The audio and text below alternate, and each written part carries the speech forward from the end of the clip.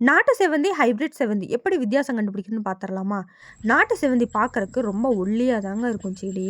2, 3 கிளைகள் விட்டுருக்கும். அதில 10 பூ பூத்திருக்குன்னா, 2 பூ தான் விரிஞ்சிருக்கும். அந்த 2 பூவோட இதழ்களுமே 2 அடுக்கு மட்டும் தான் இருக்கும். மத்ததெல்லாம் மொக்கா தான் இருக்கும். ஆனா ஹைபிரிட் பார்த்தீங்கன்னா, 20 பூ பூக்குதுன்னா 20ம் ஒரே சமயத்தில பூத்து மொத்தமா காஞ்சு போயிரும். நாட்டு செவ்வந்தி நம்பூர் வெயிலுக்கு நல்லா தாங்கி வளரும். நீங்க 1, 2 நாள் தண்ணி ஊத்த மிஸ் பண்ணிட்டாலுமே நல்லாவே தாங்கி வளரும். அடுத்த வருஷம் வரைக்கும் செடி உயிரோடு இருக்கும். ஆனா ஹைபிரிட் அப்படி இருக்காது. அதுக்கு நிறைய நீங்க உரம் கொடுக்க வேண்டியிருக்கும். மெயின்டெனன்ஸ் அதிகம். நாட்டு செவ்வந்தியில பதியம் எடுக்கிறதுமே ரொம்ப ஈஸி தாங்க.